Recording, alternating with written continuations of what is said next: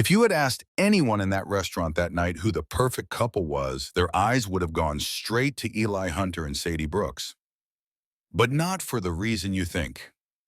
Eli was what you'd call the guy everyone wanted to be, or be with. Quarterback in high school, now co-founder of a fitness brand that had blown up on social media, tall, sharp jawline, charming smile. When he walked into a room, people noticed. Women whispered, men nodded in respect. Sadie? She was none of those things. She was soft-spoken, bookish, plus size, the kind of girl you never saw in magazines unless it was a before photo. She wore long cardigans, oversized glasses, floral skirts. She loved baking, cried at Pixar movies, and collected vintage teacups. But when Eli looked at her, it was like the rest of the world stopped moving. And that's what made people talk. She must be rich. He's probably cheating. She trapped him somehow. Must be some kind of bet. But none of them knew the truth. That night was supposed to be perfect. Eli had planned it for weeks. He'd rented out the rooftop at Juniper and Vine, the most talked about restaurant in town. String lights glowed overhead. A string quartet played softly in the corner. Every detail, down to the custom napkins, was made to be unforgettable. He even told Sadie it was just a fancy dinner to celebrate his latest business milestone. She had no idea. Sadie wore a dark green dress. It hugged her curves in all the right places. She'd straightened her hair, put on an eyeliner, and borrowed a bold lipstick from her best friend. She didn't feel beautiful, but she wanted to try. They laughed through appetizers, toasted with wine. Eli held her hand across the table and told her how proud he was of her, for finishing her degree, for helping him run the logistics of his business, for believing in him when no one else did. Then, during dessert, the moment came. Eli stood, the music paused, and every pair of eyes turned toward them. "Sadie," he said, reaching into his pocket, "I've been waiting my whole life to meet someone who makes the world feel quiet. Someone who never asks me to be anyone but myself. Someone who loves me without armor." Sadie gasped, "I want to grow old with you, eat your cookies until I'm diabetic, argue about movies, laugh until I can't breathe. I want all of it, with you." He dropped to one knee. "Will you marry me?" The room held its breath. Sadie's hands trembled. Her heart pounded. She nodded. "Yes." The room erupted, applause, cheers, glasses clinking. A few people wiped tears, and then the waitress leaned in. She was young, blonde, red lips, the kind of beauty that made you double take. She leaned towards Sadie, not Eli, and whispered just loud enough for her to hear. "He asked me out 2 weeks ago. I said no. Guess this is his plan B." Then she walked away. Sadie smiled through the applause. She smiled through the tears in her eyes, through the tightness in her throat, through the pounding in her chest. She smiled because dozens of strangers were watching, and she didn't know what else to do. But inside, she was falling. The moment the waitress whispered those words, something cracked open. A voice, a cold one she hadn't heard in years, but knew all too well. "You really thought someone like him would choose someone like you?" The rooftop party carried on. Guests began returning to their seats. Eli stood proudly beside her, her arm wrapped around her waist, his mouth near her ear. "You okay?" he whispered. Sadie nodded. "Mm-hmm." He kissed her cheek. "You said yes. You made me the happiest man alive." She smiled again. But it wasn't the same smile as before.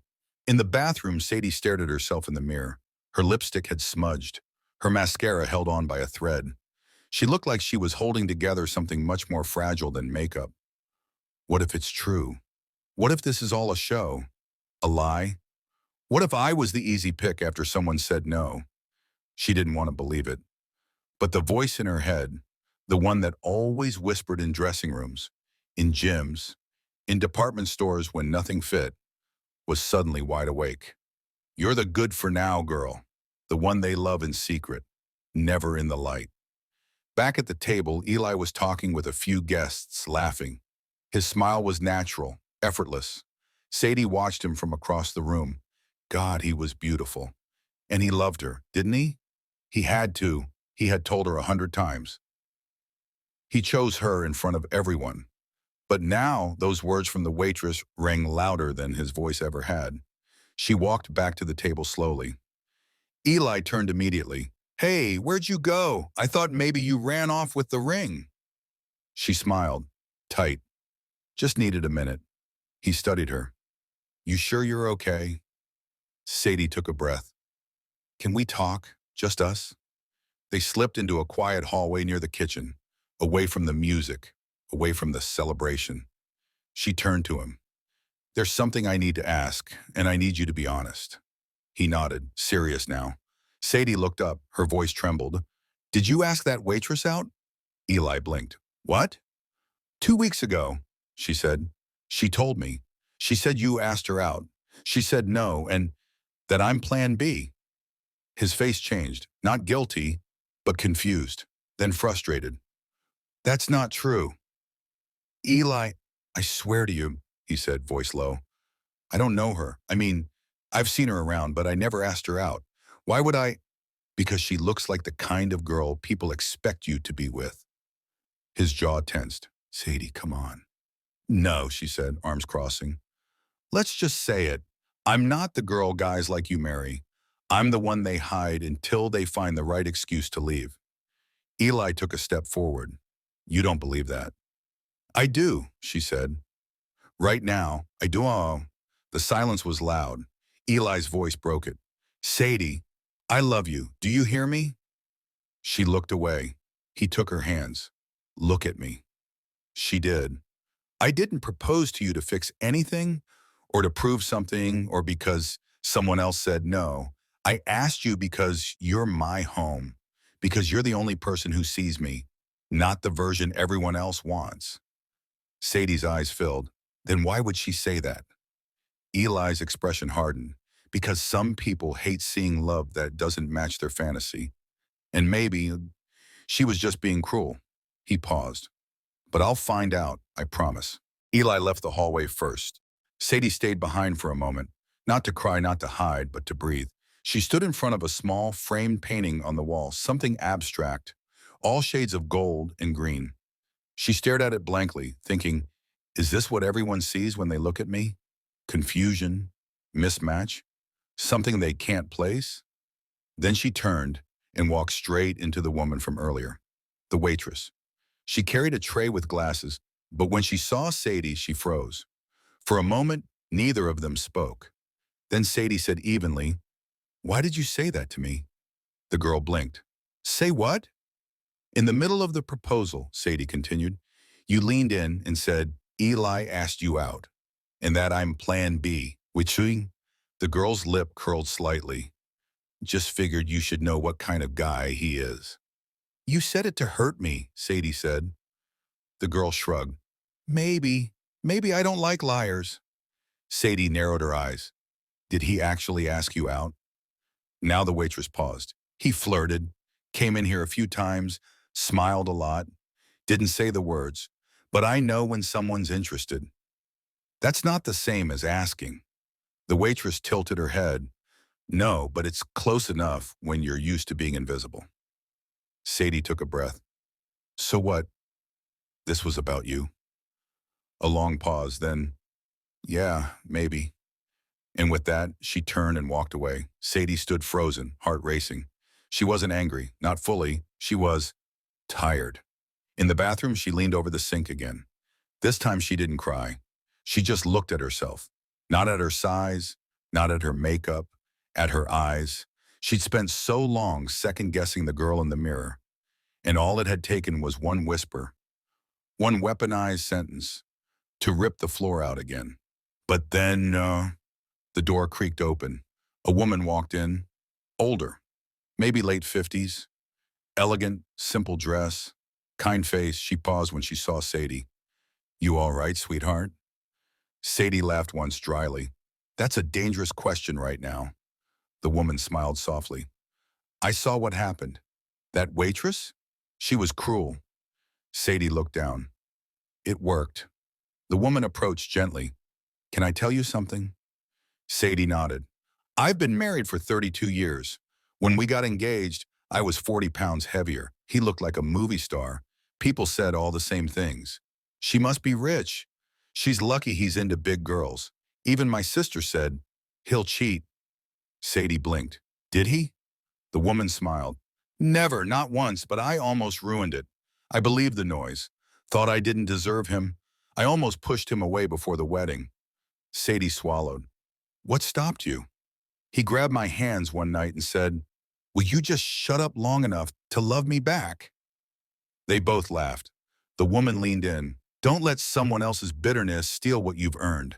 That man looked at you like the room disappeared. She gave Sadie's hand a squeeze. Keep him. Then she walked out. Sadie stood there a minute longer, staring again. But this time, she didn't see confusion in the mirror. She saw a woman trying, fighting, and maybe healing. Sadie stepped out of the bathroom and walked straight into the glow of the rooftop. She didn't walk like before.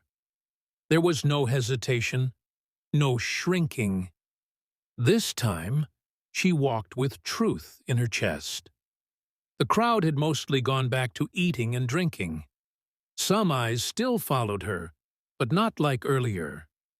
The excitement of the proposal had settled into the background hum of social media posts and Instagram boomerangs. But Eli was still exactly where she'd left him. Standing, waiting, watching. His eyes met hers, and something flickered. He could tell. She was changed, not broken, just done with the old version of herself. She walked up to him and took his hand. Let's finish this night on our terms, she said. He blinked. You sure? She nodded. Yeah, but one condition. Anything. No more saving me. Eli smiled softly. Deal, but I'll always fight beside you. They returned to the table, sat down like nothing had shattered, because maybe nothing had. Not really. The music played. Plates came and went. The moon rose higher above the skyline. But the final moment? That came just before they left. Eli stood once more, tapped a spoon against his glass. Sorry, he said. One more interruption. The crowd chuckled. I just want to say something. Not just to my fiancé, but to everyone here. He looked around the rooftop, eyes locking with people who still hadn't said a word since the proposal.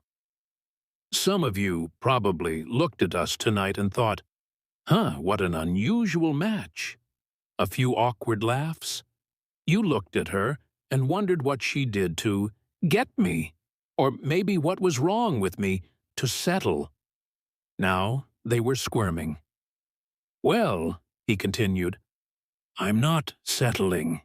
I'm arriving. Sadie blinked, tears forming again, but different this time. I spent years chasing image, noise, approval, until I met someone who made silence feel like home. He turned to her. And no matter what anyone in this room thinks, you are the best thing that ever happened to me. Applause broke out, louder than before. Not all clapped, but enough did. Later that night, they walked home under the stars, her heels in her hand, his jacket over her shoulders. No cameras, no clapping, just them. He looked at her and smiled. You never said yes twice. After everything. She stopped, turned, took both his hands. I still do. 1 year later, their wedding wasn't in a ballroom. It was in her aunt's backyard. Lanterns, homemade pie, folding chairs with ribbons. People cried, people danced, and most importantly, people saw her. Not as a plus-size bride, not as a plot twist, but as a woman fully, finally, and undeniably loved. Let them whisper. Let them guess. Let them choke on every shallow rule they think defines who deserves love. Because here's the truth. You're not a backup plan. You're not a placeholder. You're not lucky someone chose you. You are the prize. And if anyone makes you feel smaller so they can feel bigger, walk away. Because when love is real, it doesn't flinch under judgment. It stands taller.